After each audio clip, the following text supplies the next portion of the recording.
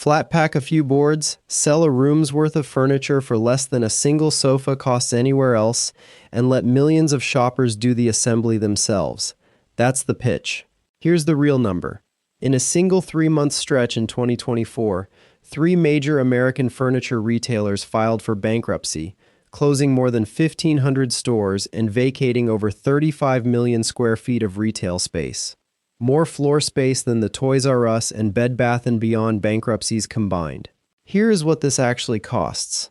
Land comes first. An IKEA-scale store needs 20 to 25 acres for the building and a parking lot built for well over 1,000 cars.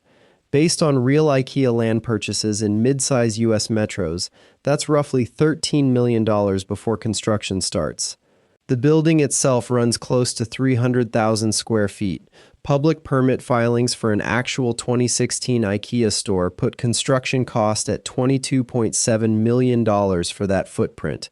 Call it $77 a square foot for a massive single-story warehouse format structure. Site work, grading, drainage, paving a lot that size, utility hookups, adds roughly $4 million. Permitting, traffic studies, and environmental review add another $2.5 million, and that's assuming no community opposition slows the project down. Now add what makes an IKEA store different from an ordinary big box: a full-scale restaurant and Swedish food market with commercial kitchen equipment, $2.5 million. Self-serve warehouse racking, checkout infrastructure, security systems, and the supervised play area required at every location, $3.5 million. Opening inventory is the real shock. A single store stocks roughly 9,500 different products, and filling that floor and warehouse runs about $10 million, spent before a single flat pack box has been sold. Pre-opening staffing and training for a crew of 300 to 500 employees, $2 million. Signage and launch marketing, $1 million. Total entry cost, roughly $62 million. That's before a single royalty payment, before payroll starts, and before one meatball has been served. And it's before accounting for the fact that, unlike most retail startups, the first check written every single year afterward goes not to a landlord or a bank, but to the brand owner itself. Once the doors open, the cost list is long, and one line on it doesn't exist anywhere else in retail. Cost of goods, the raw materials, manufacturing, and sourcing behind flat pack furniture runs an estimated 51% of revenue. On a store doing $109 million a year, that's $55.6 million. Labor is next. Sales floor staff, warehouse pickers, restaurant crew, checkout. Roughly 21% of revenue, or $22.9 million. Occupancy and depreciation exist because a 300,000 square foot building and everything inside it eventually wears out and has to be accounted for on a schedule. About 8%, or $8.7 million. Logistics and distribution exist because flat pack furniture is heavy, bulky, and shipped from manufacturing hubs across dozens of countries before it ever reaches a shelf. Roughly 7%, or $7.6 million. Then there's a cost unique to this business: the franchise fee. Every IKEA store, regardless of who operates it, pays Inter IKEA Systems BV, a flat 3% of net sales for the right to use the IKEA name and product range. Unlike most of the costs above, this one doesn't shrink in a slow year, doesn't get negotiated store by store, and gets paid whether the store turned a profit or not. On this store, that's $3.27 million a year. Marketing and catalog production add another 3%, or $3.27 million. Returns and reverse logistics, processing damaged, mismeasured, or unwanted furniture, run about 1.5%, or $1.64 million.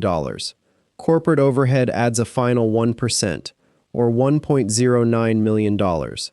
Total annual operating cost, approximately $104.1 million, or 95.5% of revenue, before anything unusual has happened. Here's where the money comes from. Ingka Group, the largest IKEA franchisee, reported 41.5 billion euros in retail sales in fiscal 2025, across 411 full-size stores.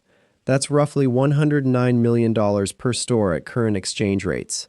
Unlike a grocery chain running thousands of small daily transactions, furniture retail runs on far fewer, far larger purchases.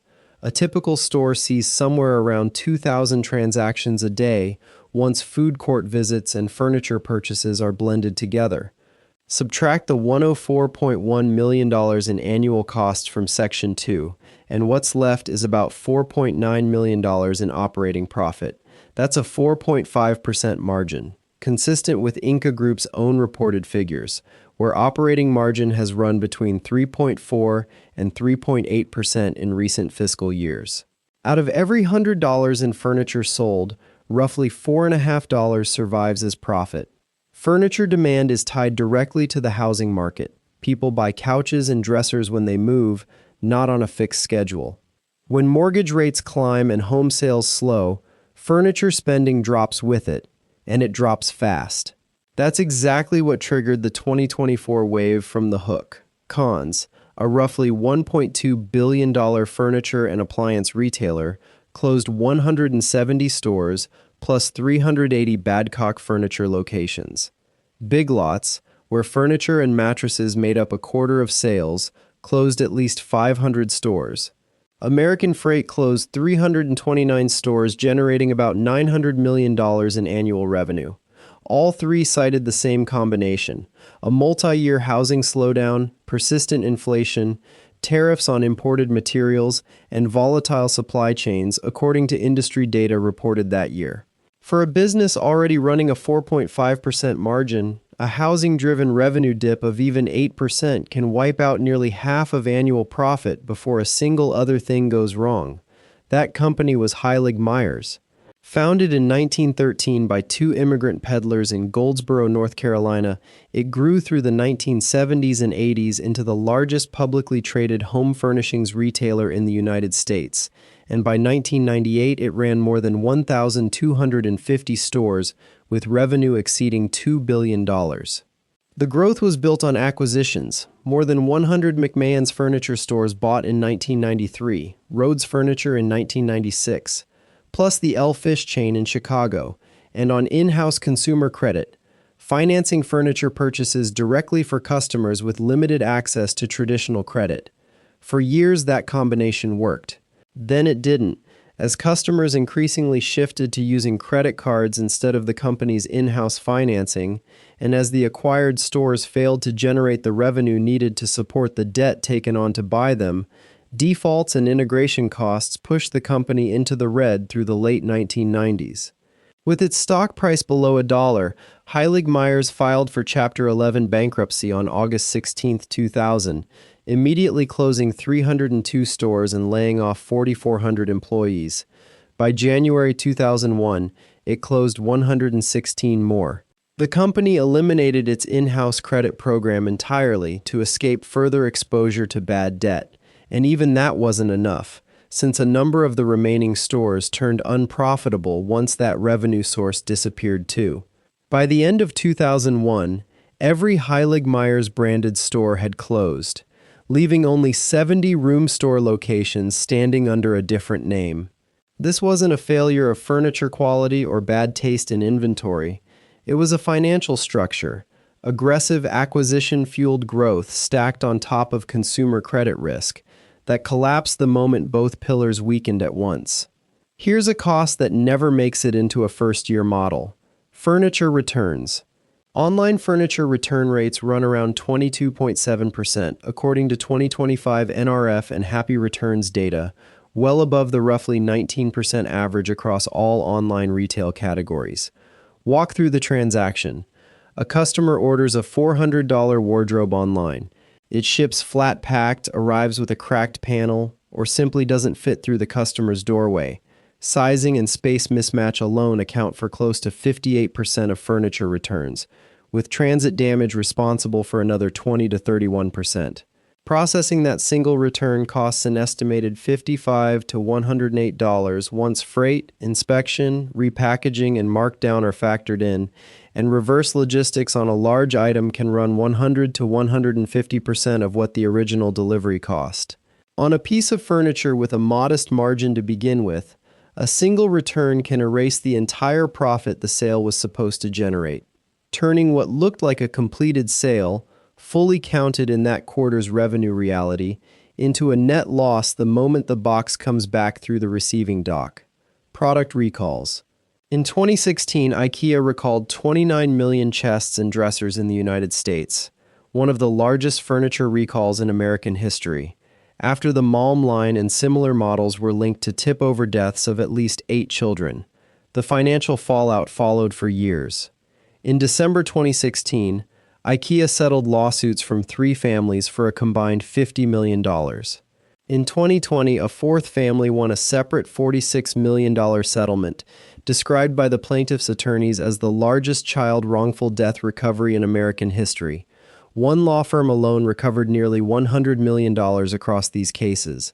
This is the kind of risk that doesn't show up as a percentage of revenue on any single year's projection. A design flaw affecting one popular product line can trigger a recall covering tens of millions of units, years of litigation, and settlements that dwarf a single store's entire annual profit, all from a decision made once, at the design stage, long before any of it reached a showroom floor.